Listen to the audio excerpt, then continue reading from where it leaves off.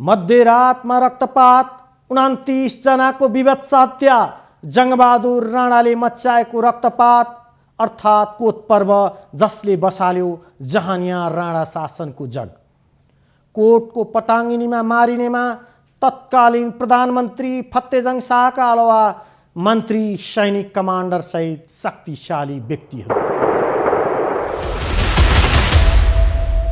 नमस्कार, माउन्टेन टेलिभिजनको कार्यक्रम उत्खननमा म दिपेश केसी। 31 भदौ विक्रम सम्वत 1903 अर्थात् 14 सेप्टेम्बर 1846 सोमबारको राति 10 बजे पूजा कोठामा ध्यान गरिरहेका थिए सेनापति गगनसिंह भण्डारी। छेवैको घरको छानाबाट चढेर आएको व्यक्तिले उनको घरको झ्यालबाट गोली चलाएको थियो। गोली लागेर रगत पिच्छे भएर ढलेका गगनसिंहको घटनास्थलमा मृत्यु भयो। घटनाको खबर उनका छोरा उजिर सिंहले तत्काल हनुमान ढोका स्थित राजभवनसम्म पुर्याइहाले। आफ्ना विश्वास पात्रको हत्याको खबर पाउने बित्तिकै रानी राज्यलक्ष्मी देवी घटनास्थलमै पुगी गगनसिंहको लडिरहेको मृत शरीर देखेर चिच्याउन थालिन्, हत्याको बदला हत्या। उनले तत्काल दोषीको खोजी गर्न आदेश दिइन्।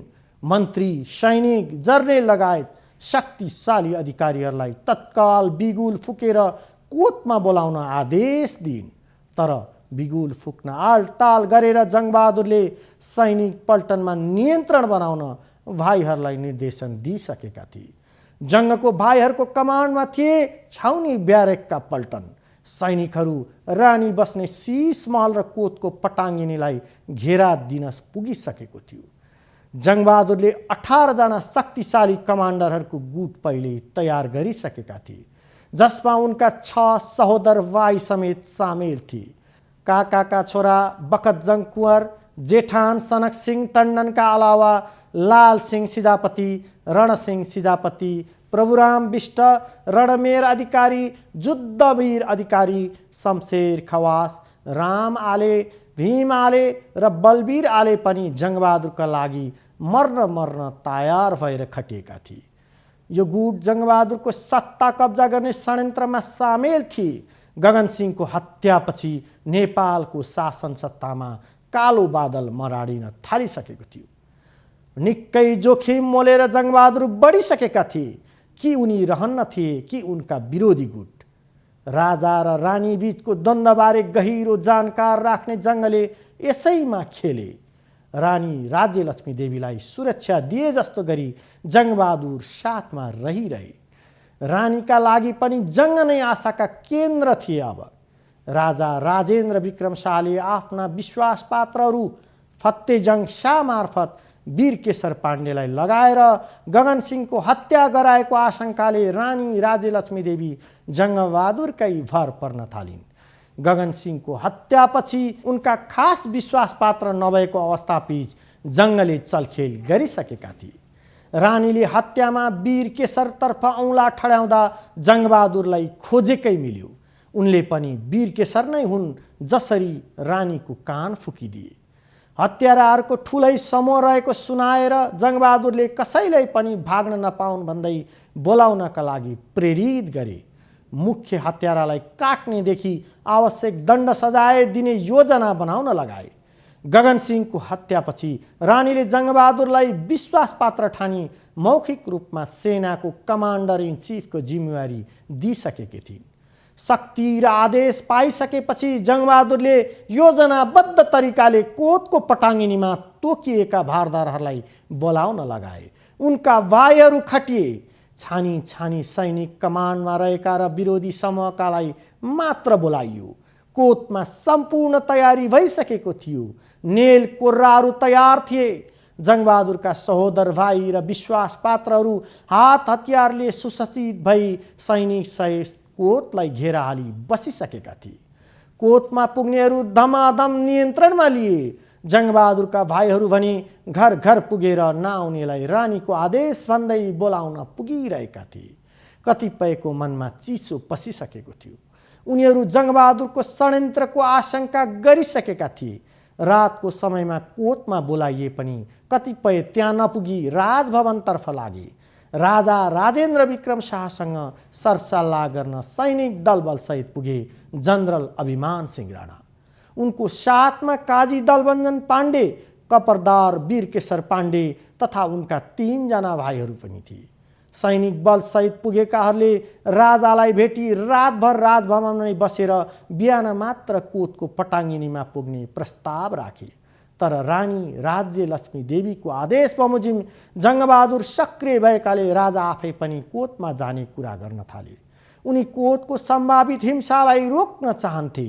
राजा राजेन्द्र विक्रम शाहलाई दरबार बाहिर निस्कनै नदिने जङ्गबहादुरको योजना विफल भइसकेको थियो। खेल केही बिग्रिसकेको थियो, तर जङ्गबहादुरले कोतमा ककसलाई छिर्न दिने र ककसलाई नदिने सूची तयार गरिसकेका थिए।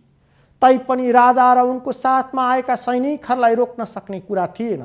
राजाको साथमा थिए अभिमान सिंह राणा, काजी दलबन्धन पाण्डे, वीरकेशर पाण्डे र उनीहरूका सैनिक।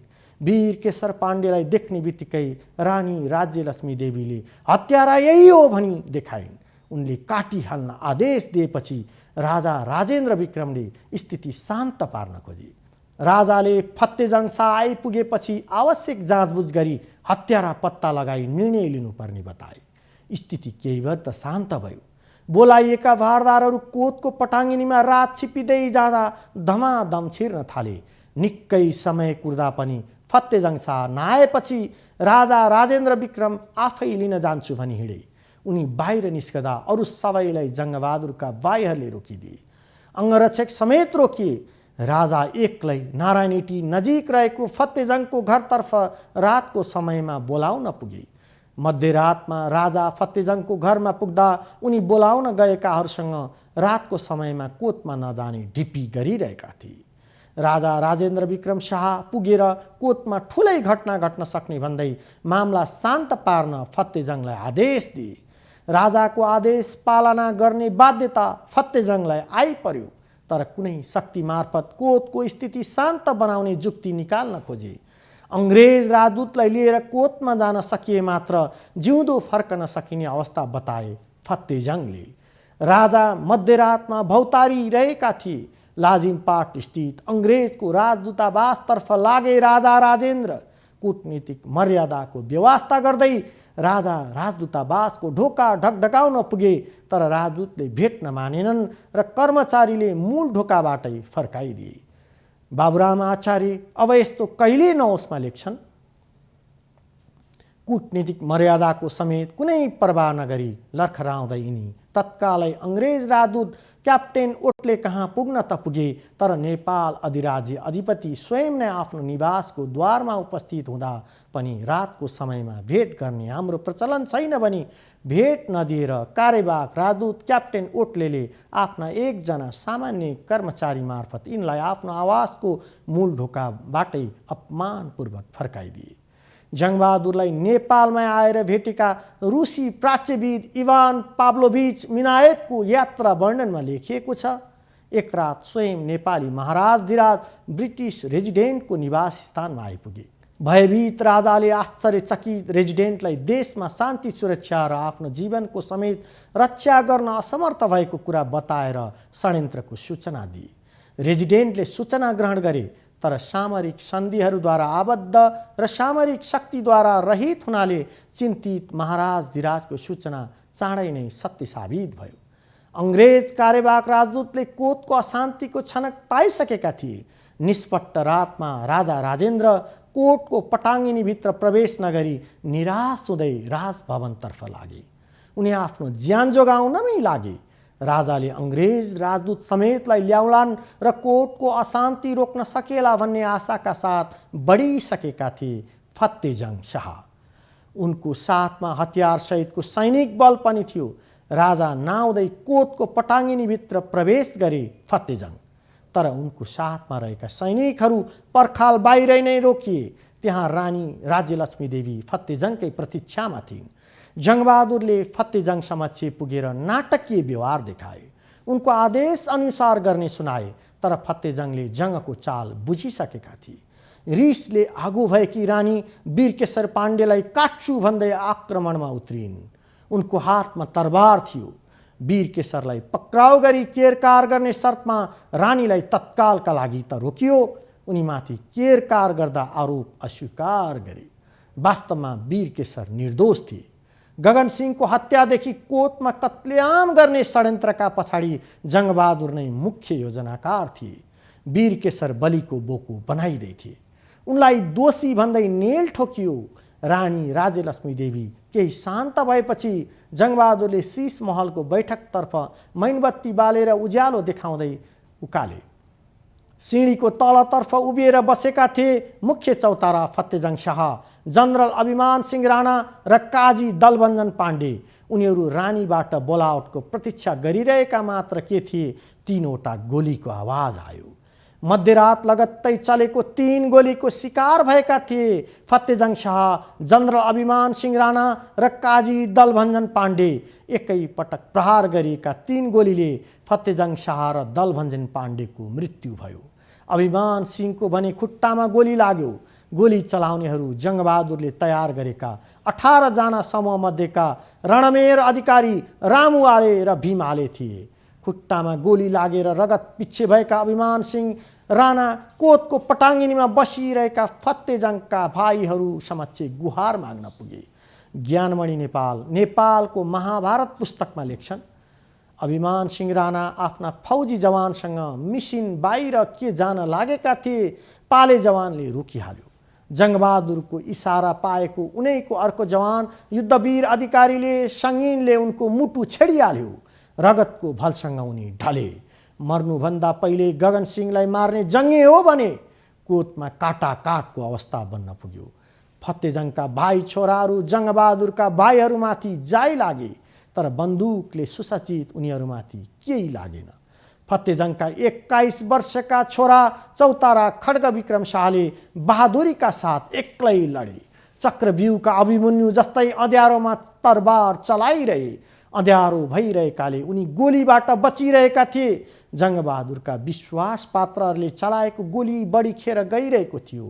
खड्गविक्रमलाई जङ्गका भाइहरूले घेरेर आक्रमण गर्दा पनि सकिरहेका थिएनन्।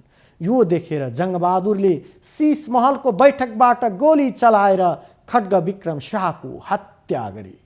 फतेजङका भाइ वीरबहादुर शाह पनि मारिए। तरबार र बन्दुकले सुसज्जित जङ्गबहादुरको समूहसँग केही नलागेपछि कोतको पटाङ्गिनीमा रहेकाहरू ज्यान जोगाउनेतर्फ लागे। तर प्रवेशद्वारमा घेरा हाली बसेका जङ्गको समूहले कसैलाई बाहिर निस्किन दिएनन्। उनीहरूले राजा राजेन्द्र विक्रम शाह पक्षधर काजी सरदार अङ्गरक्षक कवरदार द्वारेसम्मलाई नियन्त्रणमा लिँदै विभत्स हत्या गरे। कोतको पटाङ्गिनीमा रगतको खोला बगिसकेको थियो। रातको निष्पटतालाई चिर्दै पीडाका आवाजहरू आए पनि त्यहाँ भित्रै दबिरहेको थियो। कसैको घाँटी छप्काइदिए त कसैको छातीमा तरबार छेडेर विभत्स हत्याकाण्ड मचाए। सकेसम्म गोली खर्च नगरी धारिलो हतियार नै प्रयोग गरिरहे। राजा राजेन्द्रका पक्षधर काजी कुलमान सिंह बस्नेतको गर्दनमा हानेको खुकुरी पातामा पर्यो। अन्धकारमा भएको प्रहारले छटपटिँदै उनी लासहरू बीच नै ढले। पीडा थामेर चुइक्क नबोली मरे तुल्य भइदिए। कोतको हत्याकाण्ड सकेपछि जङ्गबहादुरको समूह त्यहाँबाट हिँडेको चाल पाएपछि उनी उठेर बल्ल तल्ल घरसम्म पुगे। कोतको पटाङ्गिनीमा मारिने सबैभन्दा शक्तिशालीमा तत्कालीन प्रधानमन्त्री चौतारा फतेजङ शाह नै थिए।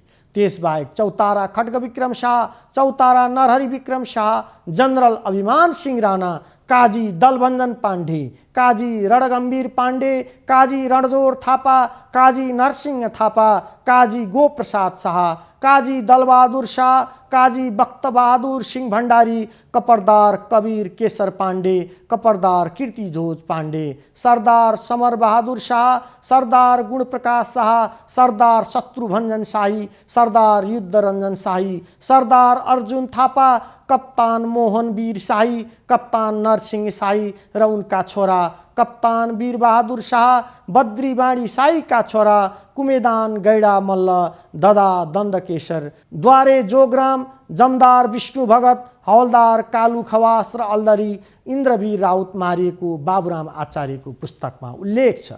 घटनापछि 26 जना 4 भन्ज्याङ काटेर भागेका थिए। 3 जनाको 4 पाटे मुडिएको थियो। 26 जनालाई देश निकाला गरिएको थियो।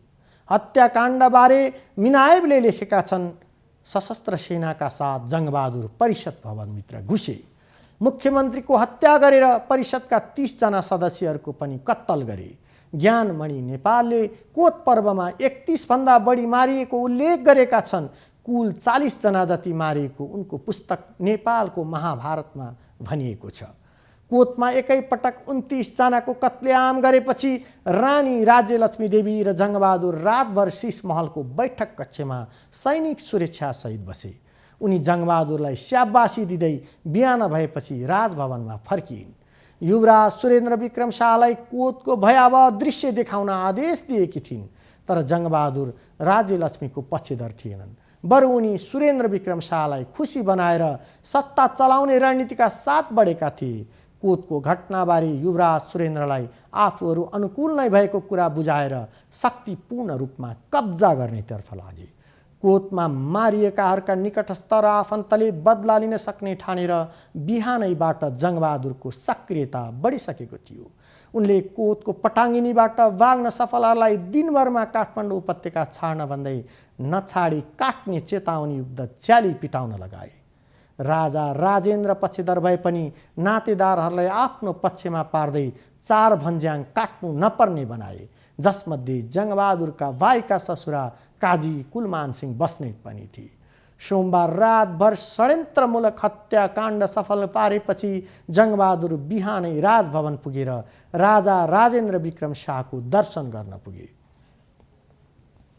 राजाकै विश्वासपात्रहरूको विभत्स हत्या गरी जङ्गबहादुर उनैलाई भेट्न पुग्नुले पनि शक्ति कहाँसम्म बढाइसकेको बुझ्न सकिन्थ्यो। आफ्ना पक्षधरको विभत्स हत्या गर्ने जङ्गबहादुरसँग उनी जङ्गिए। जङ्गबहादुरले राजा राजेन्द्रले रानी राज्यलक्ष्मीलाई राज्याधिकार दिएकोले उनैको आदेशको पालना गरेको जवाफ दिए। त्यसपछि राजाले रानी भएको ठाउँमा पुगेर हत्याकाण्डबारे कडा प्रश्न गर्दा रानीले योभन्दा खतरनाक घटना घटाउने धम्की दिइन्। उनले राजालाई नै खतरामा पार्ने चेतावनी दिइरहेकी थिइन्। राजा राजेन्द्रले आफूलाई त्यति बेला झन कमजोर र असुरक्षित पाए।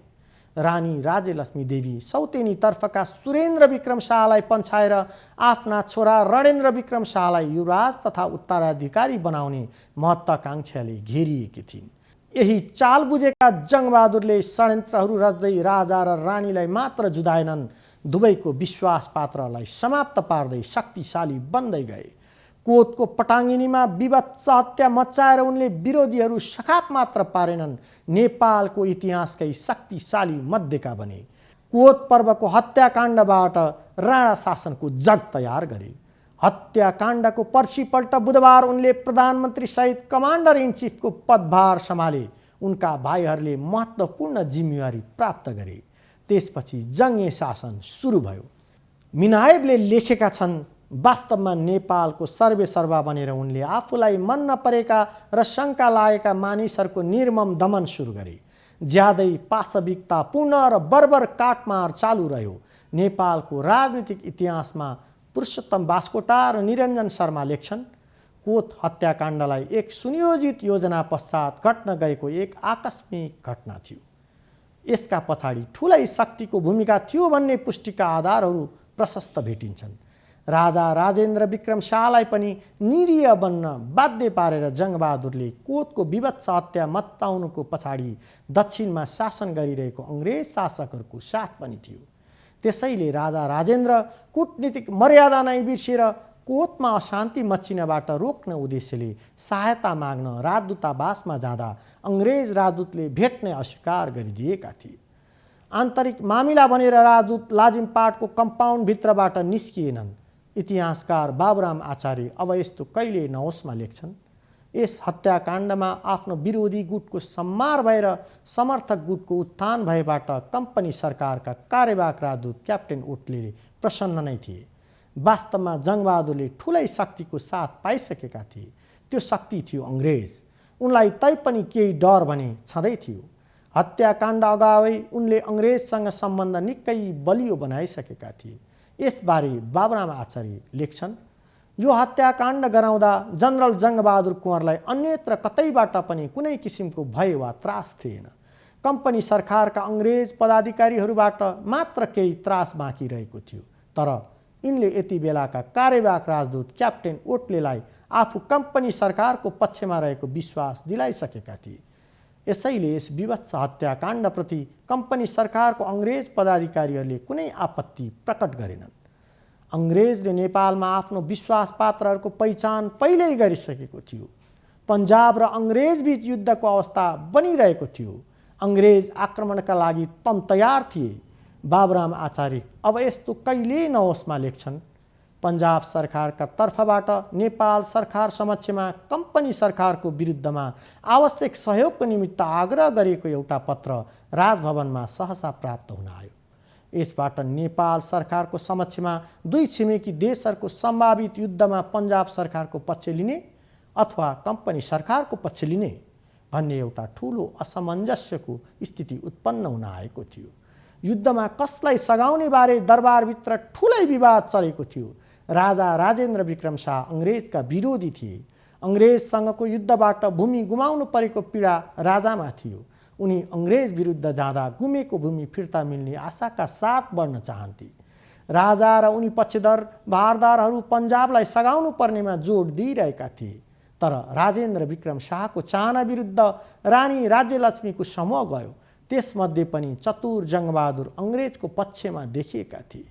बाबुराम आचार्य थप लेख्छन्, राजेन्द्र विक्रम शाहका पक्षका तीनैजना मन्त्रीहरू पन्जाबमा कार्यरत रहेको सिख सरकारलाई सक्दो सैनिक उपलब्ध गराउनु पर्दछ भन्ने पक्षमा देखा परे भने महारानी राज्यलक्ष्मीका पक्षका गगनसिंह भण्डारी तथा जनरल जङ्गबहादुर कुँवर भने कम्पनी सरकारलाई सहायता गर्नु पर्दछ भन्ने पक्षमा देखा परे। पन्जाब सरकारको पत्रको कुनै जवाफ गएन, बरु अङ्ग्रेजलाई आवश्यक सहायता माग भए गर्ने पत्र गयो। यही घटनाले जङ्गबहादुरले अङ्ग्रेजलाई खुसी बनाउन सके।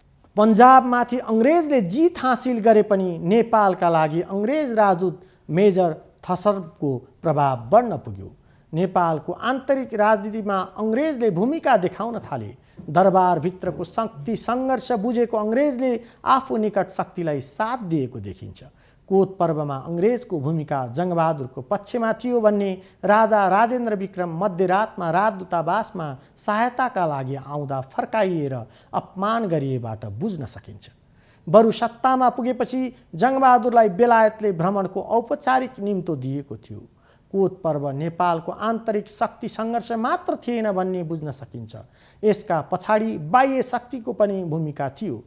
पृथ्वीनारायण शाहको एकीकरण अभियान रोक्न खोजेको अङ्ग्रेजले रणबहादुर शाहको शासनकालमै आन्तरिक राजनीतिमा चलखेल गर्न थालिसकेको थियो।